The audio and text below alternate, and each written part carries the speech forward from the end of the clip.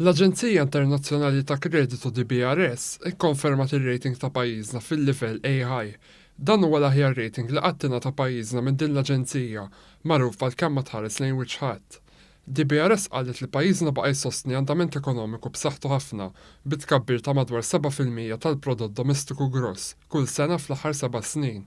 Dan b'kuntrast mar-rata ta' tkabbir ta' 2% bejn l-2014 u l-2012. Innotat ukoll li pajjiżna għamel surplus ta' 1.5% u naqqas il-pista d-dejn għal 42.8% tubl is-sena li għaddiet. L-esperti tad-DBRS qalu li qed jistennew li l-ekonomija Maltija se tkompli tikber b'ritmu tajjeb u li pajjiżna se jibqa' jagħmel surplus fis-snin li ġejjin. Dan hu dovut għal setturi bħat-turiżmu, il-gaming, is-servizzi u l-oqsma tan-negozji. Dwar l-andament fiskali fis-snin li ġejjin, DBRS innotat li pajjiżna qed ibassar surplus ta' 1.4% għal din is-sena. Fil-waqt li jibqa' jagħmel surplus ta' iktar minn 1% sa minn tal-inqas l-2022. Dan fil-waqt li pajjiżna se jkompli jagħmel bosta investimenti kapitali fosthom fl-infrastruttura. Qalet ukoll li pajjiżna se jkompli jnaqqas il-pista d-dejn minkejja li dan diġà huwa fost l-inqas fl-Unjoni Ewropea. L-esperti żidu jinnutaw li b'din il-prestazzjoni pajjiżna jkun jista' jsostni l-ekonomija jekk inqala xi xokk mhux mistenni mingħajr ma jxekkel is-sostenibilità tad-dejn.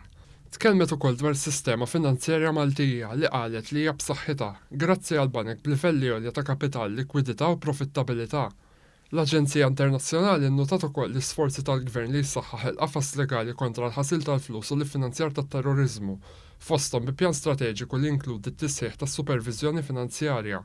Dwar il-ħatra ta' Robert Abela bħala Prim Ministru ġdid, id-DBRS innotat id-dikjarazzjonijiet tiegħu li jżomm il-kontinwità fil-politika ekonomika u l-impelli jdaħħal miżuri li jiżguraw il-governanza tajba. Fi-stqarrija l-Gvern qal li pajjiżna qed ikompli jikber ekonomikament minkejja l-kritika tal-Oppożizzjoni li tgħid li pajjiżna qiegħed jgħix riċessjoni ekonomika made in Malta.